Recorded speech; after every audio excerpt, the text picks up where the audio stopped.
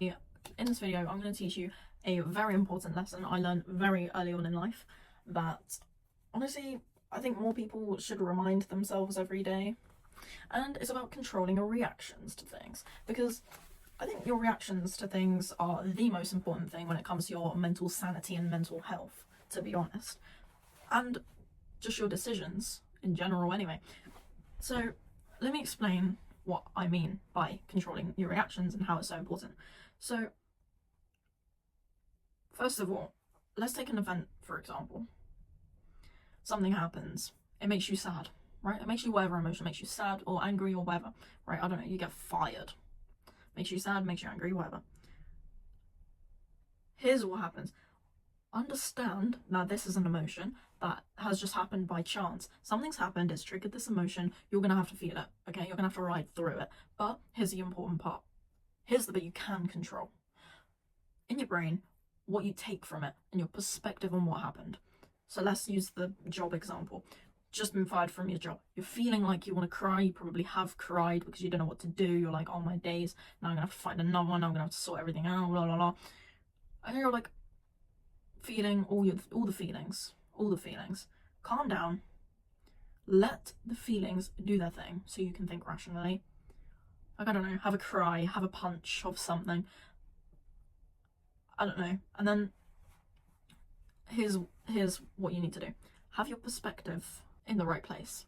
Like, say, that was probably done because, you know, maybe the job's not for me, blah, blah, blah, right? So, yeah.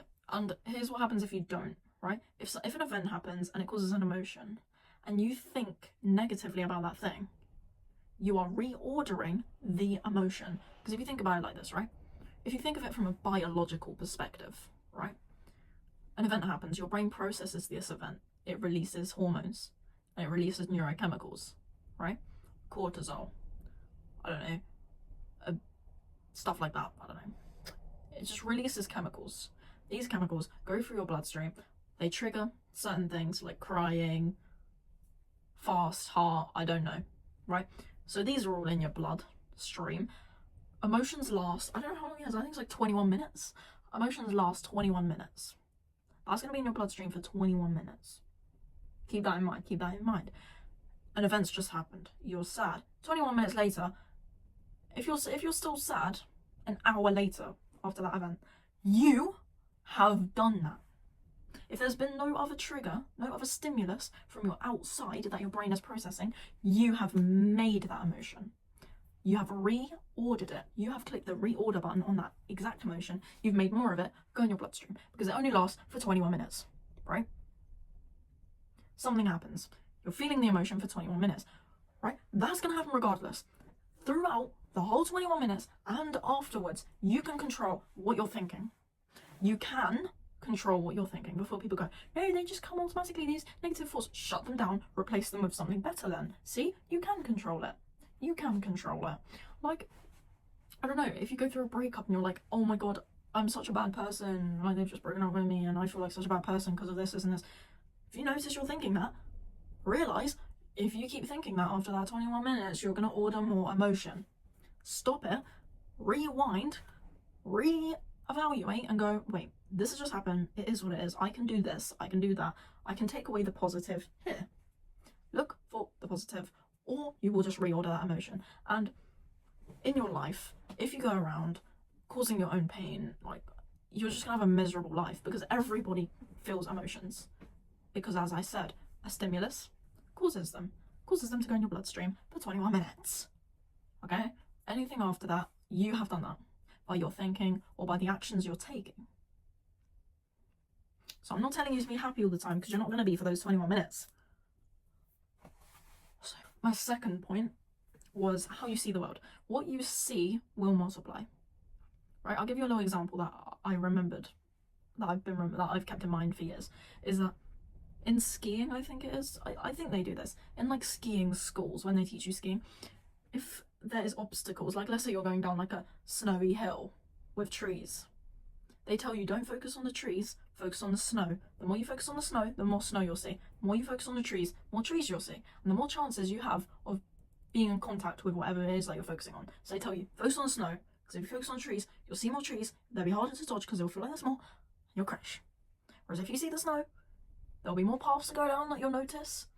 It sounds very reasonable, doesn't it? Whatever you focus on is what you will notice and what will be more. So if you focus on good things and you focus on the positives and the strengths in this world and stuff, you will see it everywhere. Same with the negatives. Same if you want to do a specific thing or get better in a specific thing, or I don't know, anything like that. If you think about it more, you'll see it more. If you think, oh, I'm so unlucky, or I don't know, oh, I'm so lonely, I can't find a partner, you'll start to see proof of these things. Whereas if you think the opposite, you'll also start to see proof of that. Because whatever you think about the most, you'll start to see proof of. Whatever you believe, you'll start to see proof of.